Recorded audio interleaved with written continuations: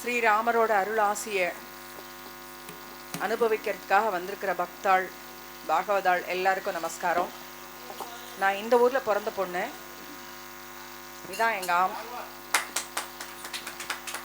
இந்த பஜனை மடம் இதான் என்னோட அம்மா வீடு.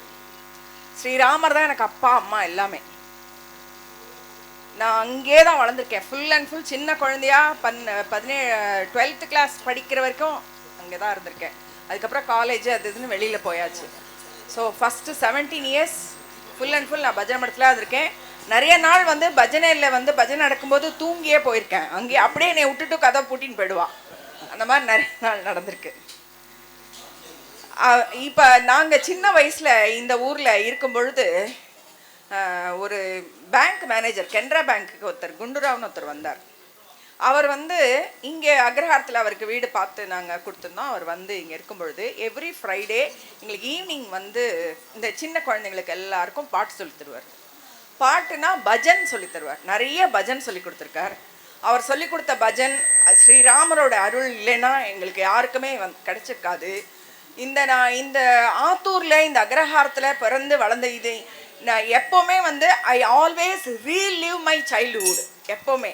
ஏன்னா இந்த சைல்டுஹுட் மாதிரி எங்கேயுமே கிடைச்சது கிடையாது. இந்த ஒரு ஸ்பிரிச்சுவல் அந்த ஆன்மீக உணர்வு, ஒரு ஒழுக்கம், சுய கட்டுப்பாடு எல்லாமே இந்த அக்ரஹாரத்தில் பிறந்து வளர்ந்ததுனால மட்டும்தான். வேறு எங்கே இருந்தாலும் கிடைச்சிருக்காது. அதை நான் மிஸ் பண்ணுறதில்லை. எப்போவுமே நான் அதை ரீலீவ் பண்ணிகிட்டே இருக்கிறதுனால, அதுவும் மார்கழி மாதம்னா காலங்காலத்தால் இந்த திருப்பாவை சொல்கிறதுலேருந்து ஆரம்பித்தால அந்த 30 நாளாக நான் என் ஸ்கூலில் கூட I was working as a teacher. நான் எல்லா நாளும் ஒரு நாளும் ஒரு திருப்பாவை சொல்லுவேன். அங்கே அது கவர்மெண்ட் ஸ்கூலாக இருந்தாலுமே கூப்பிட்டு ஒரு முஸ்லீம் டீச்சர் என்னை கூப்பிட்டு நீங்கள் பாடுங்க அப்படிமா, உங்கள் குரல் அவ்வளோ தெய்வீகமாக இருக்குது அப்படின்னு சொல்லுவாள். ஸோ மதத்தை கடந்தது இசை அப்படிங்கிறது. நம்ம கடவுளை அந்த காலத்துலாம் விரதம் இருந்து தன்னையை வருத்திக்கிட்டு நிறைய பண்ணா. இப்போ இந்த காலத்தில் இந்த கலியுகத்தில் பஜனை, ராம நாமத்தை சொன்னாலே எல்லா நன்மைகளும் கிடைக்கும் அப்படின்னு சொல்றா. கடவுளை அடையறதுக்கு ஒரே வழி கடவுளை பஜனை பண்றதுதான் அப்படின்னு. அதை நான் ரொம்ப கெட்டியா பிடிச்சுட்டு இருக்கேன். எனக்கு ரொம்ப பிடிச்ச ஒரு பாட்டு. எல்லாருமே நான் ஒரு வரி பாடும்போதே அதை திருப்பி நீங்கள் எல்லாரும் பாடலாம். அது ரொம்ப ரொம்ப நீங்கள் எல்லாருமே ரொம்ப ரசிப்பீங்க. நிறைய ராமர் மேலே தான் நிறைய சொல்லி கொடுத்துருக்காரு. இது எல்லா சாமியும் வராம ஒரே சாமி தான், பட் வேற வேற பேர்ல இருக்கிற மாதிரி.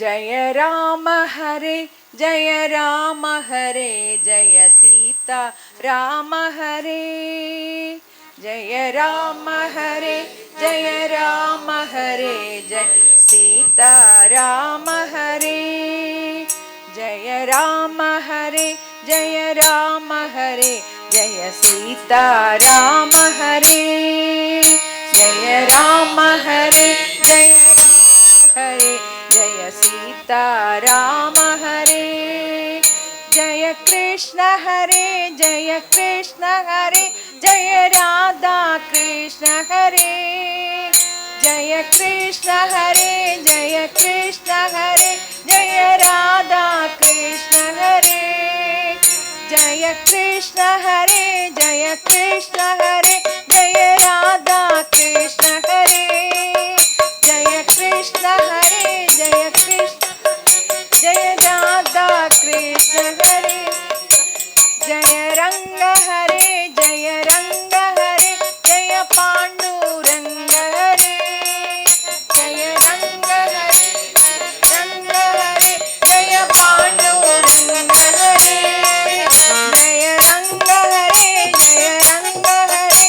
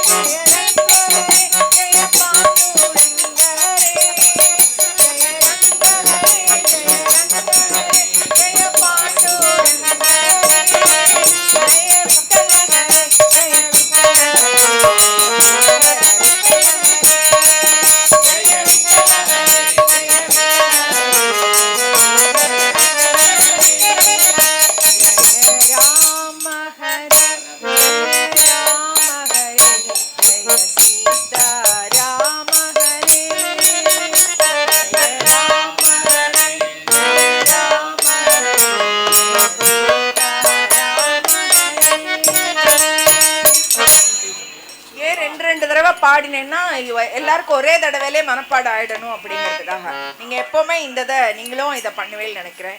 இது மாதிரி நிறைய எங்களுக்கு நிறைய பாட்டு தெரியும், நிறைய தமிழ் பாட்டு. நீங்க தியாகராஜ கீர்த்தனைன்னு சொன்னேன், அதெல்லாம் பழகினதில்லை. நாங்க நிறைய தமிழ் பாட்டு தான் தெரியும். இந்த அக்ரஹாரத்துல இருந்தது வரைக்கும் நிறைய தமிழ் பாட்டு கத்துட்டு இருக்கோம். நாங்க எல்லாருமே இந்த ஊர்ல இந்த அக்ரஹாரத்துல பிறந்து வளர்ந்த அந்த பீரியட்ல இருந்த எல்லா பெண்கள் ஆண்கள் எல்லார் பேருக்கும் டான்ஸு பாட்டு எல்லா சகல வித்தைகளும் தெரியும். எல்லாருமே இந்த ராமரோட அருளோட நாங்கள் எல்லாருமே இந்த உலகம் பூரா பரவி இருக்கோம். அவரோட அருள் என்றைக்குமே எங்களுக்கு உண்டு. இன்னைக்கு உங்களுடைய ஆசீர்வாதம் உங்கள் முன்னாடி பாடுறதுக்கு எனக்கு ஒரு சந்தர்ப்பம் கிடைச்சது. ரொம்ப சந்தோஷமாக நினைக்கிறேன்.